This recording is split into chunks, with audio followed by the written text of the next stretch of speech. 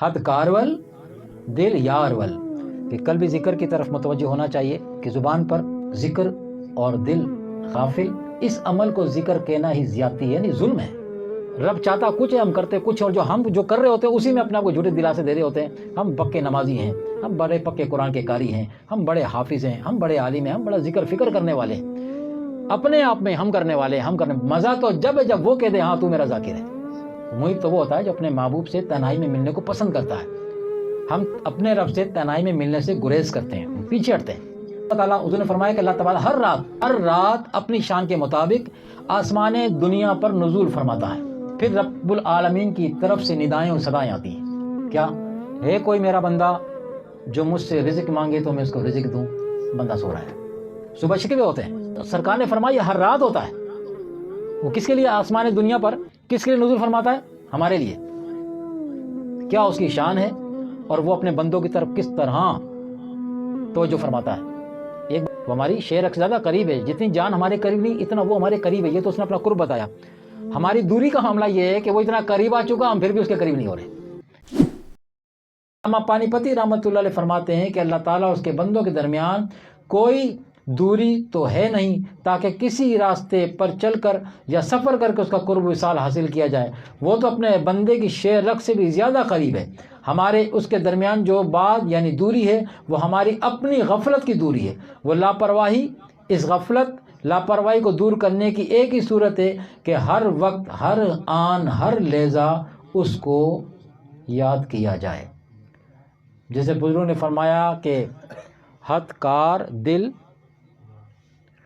کارول دل یارول، اس کی یاد کو من میں بسایا جائے، ذکر الہی کو اپنا معمول بنایا جائے۔ ذکر الہی سے ہی غفلت کا خاتمہ ہوتا ہے، اسی ذکر الہی سے بندے کو قرب الہی نصیب ہوتا ہے، بندے کو اللہ کی محبت اور عشق نصیب ہوتا ہے، اور اسی محبت اور عشق کے فیض سے اللہ کی عظمت اور کبریائی کی نورانی پردے اٹھتے ہیں، اور وہ خوش نصیب بندہ فنا فی اللہ کی منزل طے کرتا ہوا بقا باللہ کی منزل پا کر حیات جاوداں پا لیتا ہے۔ پھر اس بندے کا ذکر خیر تا قیامت تک مخلوق خدا کی زبان پر جاری ہو جاتا ہے۔ اس کی قبر مبارک آنے والے زمانوں میں انسانوں کے لیے روشنی و ہدایت کا ذریعہ بن جاتی ہے۔ یہ اللہ کا فضل ہے، عطا فرماتا ہے اسے جسے چاہتا ہے، اور اللہ تعالیٰ صاحب فضل و عظیم ہے، صاحب فضل عظیم ہے۔ یہ تو تھی ذکر الہی سے متعلق جو ہمارے طریقہ عالیہ نقشبندیہ کے حوالے سے بھی ہے، جس میں ہم قلبی ذکر کی خاص تعلیم ہوتی ہے کہ قلبی ذکر کی طرف متوجہ ہونا چاہیے، تاکہ اگر ہم اپنے آپ کو کہیں کہ ہم اللہ کا ذکر کرتے ہیں تو ہم اپنے آپ میں جھوٹے نہ پڑ جائیں۔ جیسا کہ علامہ نے فرمایا کہ زبان پر ذکر اور دل غافل، اس عمل کو ذکر کہنا ہی زیادتی ہے، یعنی ظلم ہے، جو خود ہم اپنے ساتھ کر رہے ہوتے ہیں۔ یعنی ہم اپنے آپ کو کیا کہتے ہیں اس کو کہ دلاسا دینا۔ کسی بچوں کو آپ دلاسا دیتے ہیں، ہوتا کچھ نہیں ہے، دینا نہیں ہوتا، مگر دیں گے بولنا نہیں چاہیے، یہ بھی نہیں بولنا چاہیے، لیکن جھوٹے دلاسے ہوتے ہیں نا، جیسے بچوں کو جھوٹے دلاسے دیے جاتے ہیں، ہم خود اپنے آپ کو اللہ اور ہمارا اپنے رب کے ساتھ جو معاملہ ہے نا، رب چاہتا کچھ ہے، ہم کرتے کچھ، اور ہم جو کر رہے ہوتے ہیں اسی میں اپنے آپ کو جھوٹے دلاسے دے رہے ہوتے ہیں۔ ہم پکے نمازی ہیں، ہم بڑے پکے قرآن کے قاری ہیں، ہم بڑے حافظ ہیں، ہم بڑے عالم ہیں، ہم بڑا ذکر فکر کرنے والے ہیں، اپنے آپ میں ہم کرنے والے، مزہ تو جب وہ کہہ دے ہاں تو میرا ذاکر ہے، وہ کہے نا، ادھر سے آواز آئے، اور جب تک ادھر سے آواز نہیں آ جاتی اس کا بولنے کا حق ہی نہیں بنتا، اور جب ادھر سے آواز آ جائے تو اسے بولنے کی پھر ضرورت نہیں ہے۔ میں ذاکر ہوں، وہ خود کہہ رہا ہے، ذاکروں کی نشانی بتا رہا، ذاکر ہوتا کیسے، محب کیسے ہوتا ہے، وہ نشانی بتائی اس نے۔ محب تو وہ ہوتا ہے جو اپنے محبوب سے تنہائی میں ملنے کو پسند کرتا ہے۔ ہم اپنے رب سے تنہائی میں ملنے سے گریز کرتے ہیں، پیچھے ہٹتے ہیں۔ وہ جو تنہائی کا وقت ہے، رات کا پچھلا پہر، اس میں حضور علیہ السلام نے ایک حدیث فرمائی، اللہ تعالیٰ حضور نے فرمایا کہ اللہ تعالیٰ ہر رات ہر رات اپنی شان کے مطابق آسمان دنیا پر نزول فرماتا ہے، اور آسمان دنیا میں نزول فرما کر پھر فرماتا کیا ہے؟ پھر رب العالمین کی طرف سے ندائیں اور صدائیں آتی ہیں، کیا ہے کوئی میرا بندہ جو مجھ سے رزق مانگے تو میں اس کو رزق دوں؟ بندہ سو رہا ہے، صبح شکوے ہوتے ہیں، دنیا والوں کے سامنے شکوے ہوتے ہیں، پورا ہی نہیں پڑتا، اور وہ رات وہ رازق ذات وہ صدائیں آتی ہیں اس کی طرف سے، ہے کوئی مجھ سے روزی مانگنے والا کہ میں اس کی روزی میں وسعتیں دوں، جو دی ہے وہ تو ہے، میں اس کی روزی کو اور کشادہ کر دوں۔ اب جس کو کشادگی کی ضرورت ہے وہ سو رہا ہے، اور دینے والا دینے پر آمادہ ہے، یہ غافل ہے، اسے بستر اچھا لگ رہا ہے۔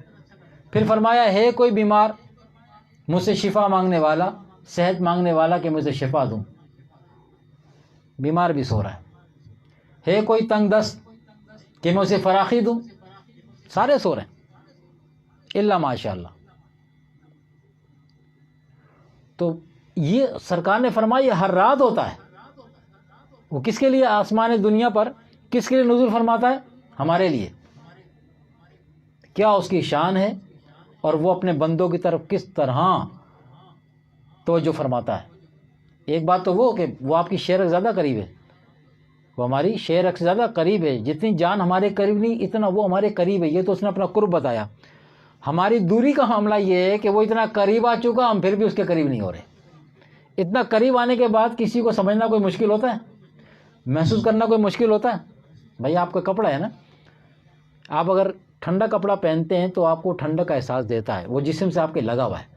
آپ گرم کپڑا پہنتے ہیں سردی میں تو وہ گرم کپڑا آپ کے جسم کو گرمی کا احساس آپ محسوس کرتے ہیں، فیل کرتے ہیں اس چیز کو۔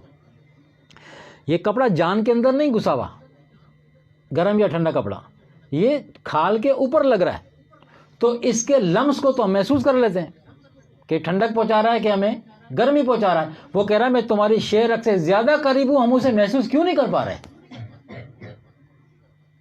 قرآن کریم کی تلاوت بھی کر رہے ہیں، نمازیں بھی پڑھ رہے ہیں، دیگر نفلی عبادت اور آدھا وضع سب چل رہا ہے۔ کیا وجہ ہے کہ یہ دوری مٹ کے نہیں دے رہی؟ اس کی نشانی کیا ہے کہ ہم عبادات تو کر رہے ہوتے ہیں، ہماری زندگی میں انقلاب کیوں نہیں پیدا ہو رہا؟ وہ جب اتنا قریب ہے تو پھر ہماری زندگی میں انقلاب کیوں نہیں آ رہا، تبدیلی کیوں نہیں آ رہی ہے؟ یہ تبدیلی اسی وقت آئے گی جب ہم اس کو محسوس کر لیں گے۔ خدا نظر نہیں آتا، اپنے آپ کو محسوس کرواتا ہے۔ قرب تو اس نے بتا دیا میں تمہارے اتنا قریب ہوں کہ تم خود اپنے آپ سے اتنے قریب نہیں ہو جتنا میں تمہارے قریب ہوں۔ تو اب اس اتنے قرب والے کو ہم محسوس نہ کر سکیں، یہ پھر ہماری بدبختی نہیں ہے تو کیا ہے؟ اس کی طرف سے تو دیر ہی نہیں ہے۔